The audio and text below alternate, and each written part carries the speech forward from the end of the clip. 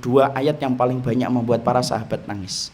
Ternyata air matanya para sahabat itu paling banyak jatuh kalau mereka membaca surat Hud, dua ayat 15 dan 16. Kana yuridul hayatad dunya wa zinataha nuwaffi ilaihim a'malahum fiha wa hum fiha la yubkhasun. Orang yang kemudian menginginkan dalam kehidupan dunia itu dunia, kami akan berikan dunia kepadanya dan tidak dikurangi.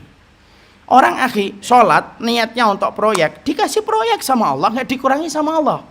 Ustadz, ada kok teman saya itu, dia itu sedekah untuk bisnisnya berhasil. Ya memang dikasih sama Allah, bisnisnya itu berhasil. Kenapa? Allah memperlakukan kita sesuai dengan niat yang kita tanam. La yubkhasun, tidak dikurangi oleh Allah. Ada orang kemudian sholat tahajud supaya kemudian tokonya laku. Ya tokonya laku, dikasih sama Allah. Dan Allah mengatakan apa? Allah menyampaikan, kami kasih sesuai dengan apa yang mereka inginkan dari dunia itu, dan kami tidak mengurangi sesuai dengan apa yang mereka usahakan. Itu kata Allah. Cuma ayat ini tidak berdiri sendiri, ikhwan. Ayat ini disambung dengan ayat yang ke-16. 16-nya apa? Ulaika alladziina laysa lahum fil akhirati ilan nar wa habita ma sana'u fiha wa batilum ma kanu ya'malun. Orang-orang yang semacam itu sudah dikasih balasannya dan ganjarannya di dunia, di akhiratnya enggak mendapatkan apapun kecuali neraka. Sia-sia apa yang mereka lakukan, batil atas apa yang mereka usahakan. Jadi kalau ada orang kemudian sholatnya untuk mendapatkan kesuksesan dalam bisnis, bisa jadi nanti ketika di pengadilannya Allah timbangan ditegakkan, pengadilan Allah sudah mulai dijalankan, loh kok sholat saya tidak ada yang cantel itu di dalam timbangan saya ya Allah, loh sholat saya kemana? Allah jawab, nah sholat kamu kan untuk proyek, dan aku sudah jadikan proyek kamu berhasil kan. Saya dakwah tiap hari, kok nggak ada ini? Loh kan niat pertama kamu untuk dakwah itu kan untuk cari kekayaan. Sudah aku kayakan kan dirimu dengan apa yang kamu kemudian terima. Loh saya sholat duha tiap hari. Allah jawab, loh sholat duhamu itu kan supaya kemudian ketika kamu lagi merintis bisnis, bisnismu sukses. Lu kan sudah aku jadikan bisnis kamu sukses di dunia. Emang kamu lupa kamu ini sukses dalam bisnisnya ketika di dunia? Allah itu berinteraksi sesuai dengan niat yang kita tanam, ikhwan.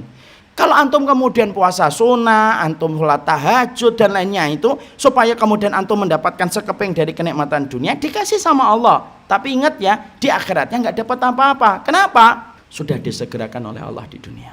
Makanya sampai-sampai para sahabat Nabi itu kalau makan kurma nangis. Kalau ditanya kenapa nangis? Dua sebab. Satu, karena kurma kami lebih gede daripada kurma yang dimakan Rasul. Dua, karena mereka khawatir, ya Allah jangan-jangan balasan ibadah kami itu sudah Allah kasih dengan kurma-kurma enak yang kami nikmati ketika di dunia. Jangan-jangan di akhiratnya sudah tidak ada lagi balasan. Saking sensitifnya sama cinta akhirat itu sampai perkara kecil itu dipikirkan mendalam oleh mereka.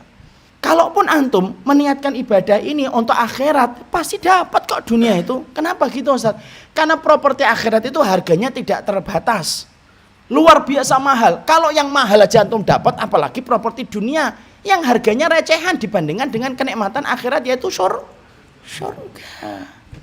Jangan-jangan kita itu selama ini ibadah tapi cita rasanya cita rasa dunia. Kalau orang jatuh cinta sama dunia itu enggak. Ibadah pun yang harusnya diniatkan untuk akhirat, dia niatkan untuk dunia, untuk menunjang supaya dunianya itu menjadi sukses. Puasa, tapi supaya dagangannya laku. Sedekah, supaya kemudian dia mendapatkan profit dan mendapatkan keuntungan yang besar.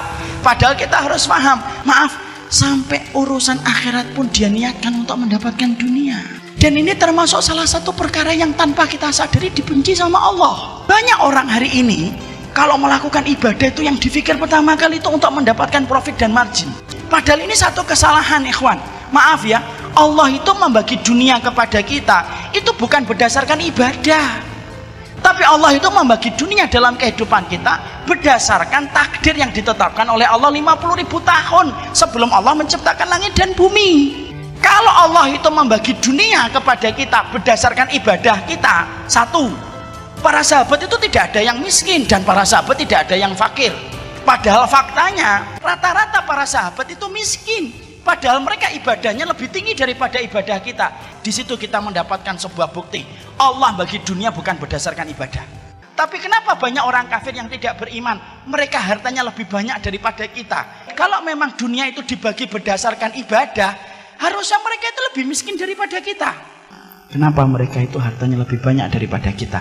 Di situ kita menjumpai bahwasanya Allah itu membagikan dunia bukan berdasarkan ibadah, tapi berdasarkan takaran takdir. Kalau saya ditakdirkan mendapatkan uang 50 miliar, kalau saya jarang sholat duha, kira-kira 50 miliar itu saya dapatkan atau tidak saya dapatkan? Mendapatkan. Jadi ternyata sholat duhanya kita itu tidak ada kaitannya dengan dunia. Urusan tahajud kita itu tidak ada kaitannya dengan materi.